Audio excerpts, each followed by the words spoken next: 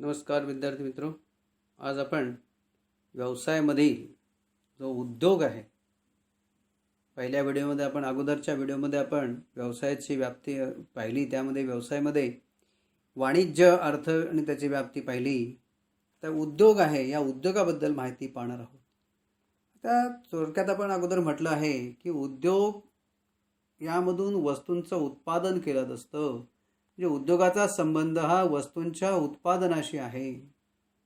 उद्योग म्हणजे कच्च्या मालावरती प्रक्रिया करून वापरायोग्य वस्तूमध्ये रूपांतर करण्याची प्रक्रिया. जो कच्चा माल आहे, निसर्गामध्ये जो कच्चा माल उपलब्ध असतो, या कच्च्या मालावरती वापरायोग्य असं प्रक्रिया करून, कच्च्या मालाची प्रक्रिया करून ज्यावेळी त्या वस्तू ग्राहकाला वापरता येतील असा उपभोगक्षम वस्तूंची निर्मिती जिथून केल्यात असते त्याला आपण काय म्हणतो, उद्योग या आपण म्हणत असतो. यामध्ये वस्तूचं उत्पादन, प्रक्रिया, उत्खनन, प्रजनन, पशुपालन यांचा समावेश होतो. उत्पादित होणारा माल हा ग्राहकोपयोगी असतो, ग्राहकांच्या उपयुक्त असतो, ग्राहकांना त्याच्या वापरासाठी असतो. ग्राहकोपयोगी वस्तू थेट ग्राहकाद्वारे वापरल्या जातात, तर भांडवली वस्तूंचा उपयोग उद्योगांच्या पुढील उत्पादनासाठी केला असतो. म्हणजे काही वस्तू जशा आहेत की फक्त ग्राहक फक्त खाण्यासाठी खरेदी करत असतात, तर तीच वस्तू उत्पादक किंवा कारखान्यामध्ये ती वस्तू खरेदी करून अन्य वस्तूंचं उत्पादन करण्यासाठी सुद्धा त्याचा वापर केला जात असतो. मग थोडक्यात उद्योग म्हणजे वस्तू उत्पादनाचा समूह आहे. एकाच प्रकारच्या का संबंधित वस्तूचं उत्पादन करणारा समूह म्हणजेच उद्योग होय. आता इथं प्रामुख्याने उद्योगामध्ये उद्योगाचा संबंध हा वस्तूंच्या निर्मितीशी आहे. उत्पादन करणं, ज्या व्यवसायामध्ये वस्तू किंवा सेवांचं उत्पादन केलं जातं, वस्तूवरती प्रक्रिया करून त्याद्वारे वस्तूमध्ये रूप उपयोगिता म्हटलेलं आहे. खाली इथे म्हटलेलं आहे, उद्योगामुळे रूप उपयोगिता निर्माण होते. कच्च्या मालाचं रूपांतर पक्क्या मालामध्ये किंवा वापरायोग्य पक्क्या मालामध्ये केलं जात असतं. यासाठी मानवी श्रम, यंत्र, भांडवलाची आवश्यकता असते आणि सर्व औद्योगिक कार्य हे कारखान्यातून चालवले जात असतात. त्यामुळं वस्तूमध्ये स्वरूप उपयोगिता निर्माण केली जात असते. त्या व्यवसायाला उद्योग असं म्हटलं जात असतं. उदाहरणार्थ वस्त्रोद्योग आहे.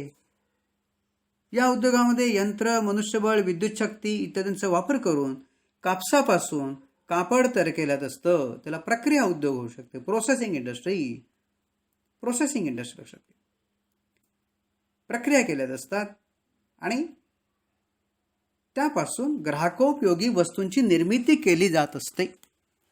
वस्तूमध्ये रूप उपयोगिता निर्माण करून त्या कच्च्या मालाला एक मूल्य प्राप्त केलं जात असतं. जी वस्तू विकून उत्पादकांना नफा मिळू शकतो आणि ग्राहकाची गरज त्या ठिकाणी पूर्ण करता येऊ शकते.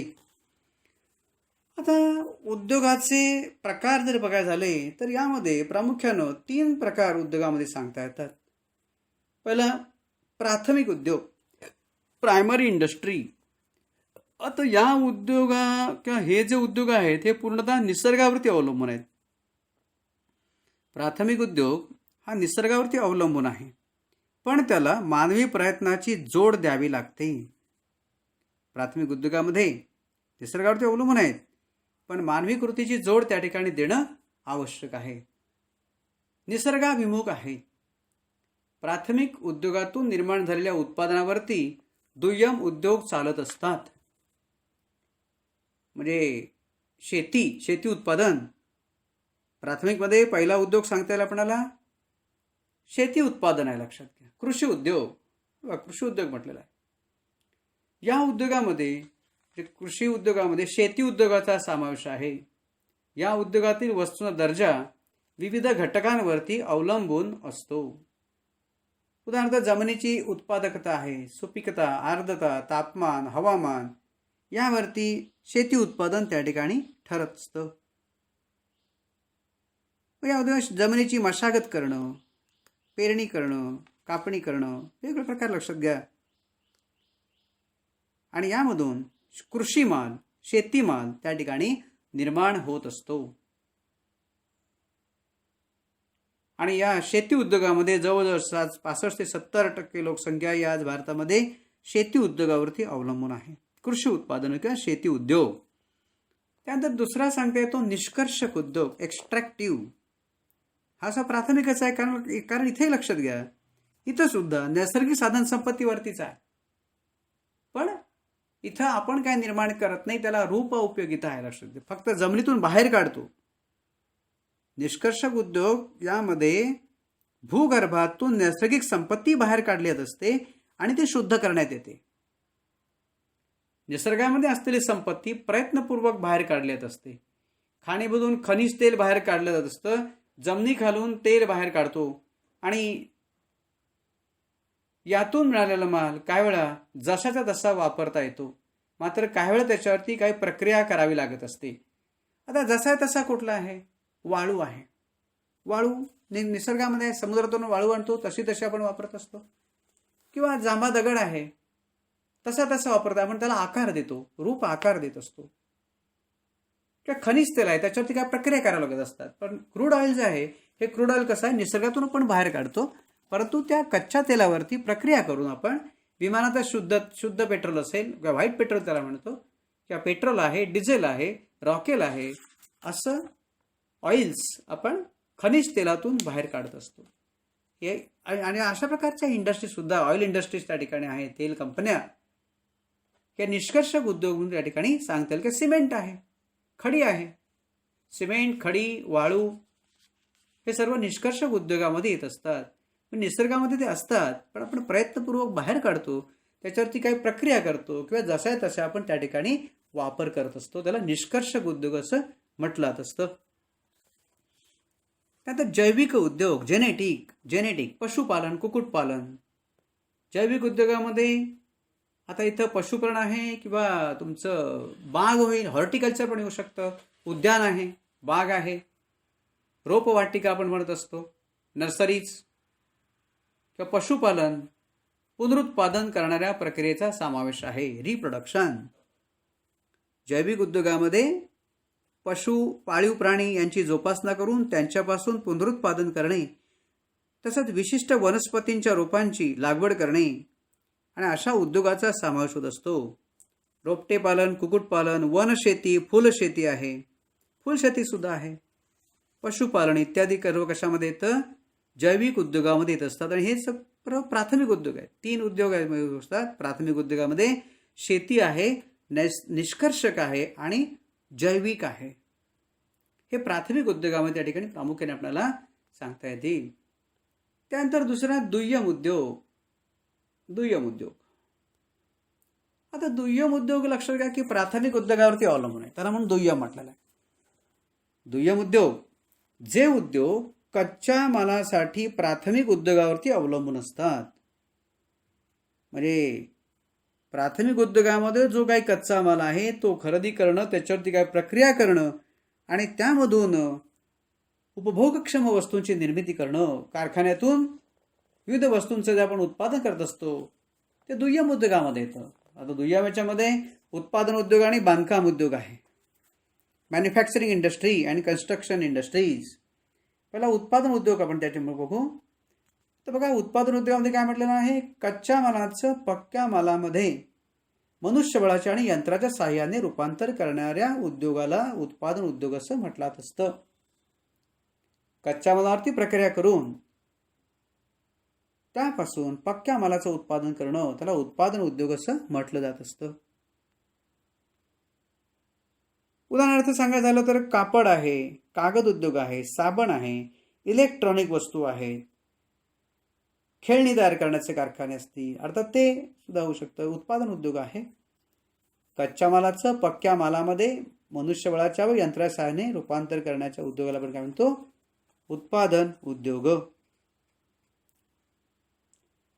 कापड उद्योग आहे, साखर उद्योग आहे, कागद आहे, प्लास्टिक्स आहे, अनेक ऑटोमोबाईल्स आहेत, अनेक प्रकारचे आपण जर पाहिलं तर हे उत्पादन उद्योगामध्ये जास्त त्याचं प्रमाण होत असतं. त्यानंतर बांधकाम उद्योग. बांधकाम उद्योग या उद्योगामध्ये इमारती बांधणे, पूल बांधणे, जहाज बांधणी, रस्ते बांधणे असेल अनेक बांधकाम आहेत. लक्षात घ्या. जे उद्योग इमारत, धरण बांधणे आहे, पूल, रस्ते, बोगदे इत्यादी तयार करण्यात गुंतलेले असतात त्यांना बांधकाम उद्योग असं म्हटलं असतं.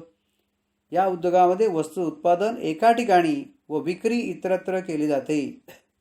होतं? नाही होणार. इतर उद्योगामध्ये आहे. बांधकाम उद्योग जिथं निर्मितीच आहे. लक्षात घ्या. ते दुसरीकडे असं हलत नाही. इमूव्हेबल प्रॉपर्टी होती ती.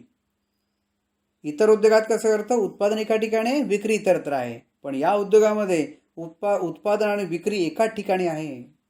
विक्री नाही, निर्मिती आहे तिथं. Immovable properties are created by the constructive industries. अचल संपत्तीची निर्मिती ही बांधकाम उद्योगातून होत असते. बघा इथे म्हटलं अचल संपत्ती निर्माण होत असते. Immovable properties are created through the constructive industries. उद्योगात वस्तूचं उत्पादन आणि विक्री एकाच ठिकाणी केली जात असते. त्यानंतर तिसरा उद्योग तिथे म्हटलंय सेवा उद्योग. आता काही ठिकाणी तृतीय उद्योग सुद्धा म्हटलं आहे. म्हणजे प्रायमरी, सेकंडरी आणि टेरिटरी. तृतीय उद्योग, प्राथमिक, दुय्यम आणि तृतीय उद्योग. काही ठिकाणी दुय्यम उद्योगामध्ये 3 म्हटलेलं आहे. आता हे इथे तर अबकच म्हटलं, दुय्यम उद्योगामध्ये त्याचा समावेश केलेला आहे. दुय्यम उद्योगामध्ये नवीन पुस्तकात दुय्यम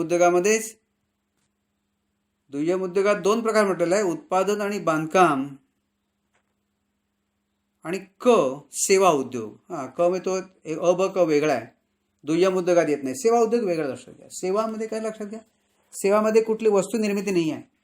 सेवा दिसत नाही. सेवा या सर्व अदृश्य आहेत. सेवांमुळे परिणाम दिसतो. सेवा दिसत नाहीत पण परिणाम दिसतो. उदाहरणार्थ विमा कंपनी आहे, बँका आहेत, आपण म्हटलेलं आहे, किंवा रस्ते आहेत. रस्ते दिसतात, वाहतूक रस्ते दिसतात पण वाहतूक दिसते का? सेवा वाहतूक आहे आणि रस्ता हे साधन आहे. वाहतूक सेवा दिसते का? नाही दिसत. काय दिसतात वाहतूकमध्ये? एक तर साधन दिसतं किंवा रस्ते दिसतात. म्हणजे एसटी असेल आणि रस्ता आहे, पण वाहतूक दिसते का? नाही. सर्व सेवा अदृश्य आहेत. बँक काय दिसते? इमारत दिसते, पण इमारत म्हणजे बँक नव्हे. पैशाचा व्यापार करणारी संस्था म्हणजे बँक. विमा कंपनी पण तसंच आहे. संग्रहण पण तसंच आहे.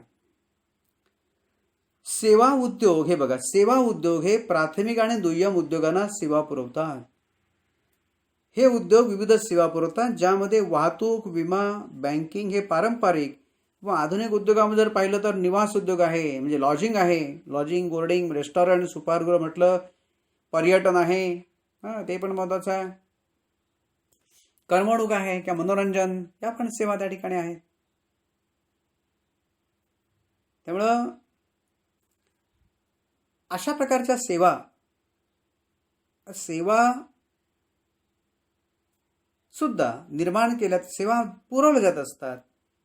आणि प्रामुख्याने लक्षात घ्या, प्राथमिक उद्योग आणि दुय्यम उद्योग यांच्या विकासावरती सेवा उद्योग अवलंबून आहे. प्राथमिक उद्योग आणि दुय्यम उद्योग यांचा जर विकास होत असेल तर सेवा उद्योग अधिक विकसित होतो. किंवा असे म्हणता येतं की ज्या ठिकाणी सेवा उद्योगाचा विकास झालेला आहे, ज्या ठिकाणी सेवा अधिक विकसित झालेले, तिथं उद्योग अधिक प्रमाणात झालेले आहेत. त्यामुळं प्राथमिक आणि दुय्यम उद्योग आणि सेवा उद्योग हे परस्परावरती अवलंबून आहेत. तिन्ही उद्योग परस्परावरती अवलंबून आहेत. उद्योग क्षेत्र आणि सेवा क्षेत्र. उद्योगाच्या प्रगतीबरोबर, उद्योगाच्या विकासाबरोबर सेवा क्षेत्र हे विकसित होत असते. उदाहरण लक्षात घ्या, जर कारखाने निर्माणच झाले नाही, कारखान्यामधून उत्पादन, कच्च्या मालावरती प्रक्रिया करणारे जर कारखाने जर निर्माण झाले नाही, तर आपणाला बँका, विमा आहे, वाहतूक आहे, गुदाम, संग्रहण आहे, संदेशवहन आहे, याची काय आवश्यकता लागणार नाही. त्यामुळं सेवांची आवश्यकता किंवा सेवांचा विस्तार हा उद्योगाच्या विस्तारावरती अवलंबून आहे. ज्या प्रमाणामध्ये उद्योगाचा विस्तार होईल त्या प्रमाणामध्ये सेवांची गरज अधिक जाणवत असते आणि सेवांचा विकास त्या ठिकाणी होत असतो. तर उद्योग म्हणजे प्राथमिक उद्योग आणि दुय्यम उद्योग. आता सेवा पण त्यांनी उद्योगामध्ये घातल्या, सेवा उद्योग म्हटलंय. प्राथमिक आणि दुय्यम उद्योगाच्या विकासावरती आणि विस्तारावरती सेवा उद्योग त्या ठिकाणी आवश्यक आहे. बघा, आज आपण पाहिलं, लक्षात घ्या की या कोरोनाच्या काळामध्ये आपण जर पाहिलं तर कोरोना काळामध्ये अनेक प्रकारचे कारखानेच बंद केल्यामुळं, उत्पादनच बंद केलं, उद्योगांना किंवा उद्योग लॉकडाऊन झाल्यामुळं सेवा सुद्धा बंद पडल्या. वाहतूक काही नाही, लक्षात घ्या, विमा काय त्याची गरज नाही. बँकामध्ये काय नुसतं आहेत फक्त पैसा देवाणघेवाण फक्त, पण कर्ज कोणी घेतलेलं आहे? कर्ज मंजूर करणं, कर्जाची वसुली आहे, सर्व काम थांबली. म्हणजे प्राथमिक आणि दुय्यम उद्योग जे आहेत, हे दुय्यम उद्योग जोपर्यंत चालू असतात तोपर्यंत सेवा क्षेत्राची आवश्यकता असते. जसं आता उद्योग सुरू झाले तसं सेवांचं प्रमाण सुद्धा आज आपल्याला वाढत असलेलं दिसून येईल, की त्यांची गरज ही आपल्याला अधिक प्रमाणामध्ये निर्माण झालेली दिसून येईल. थँक्स.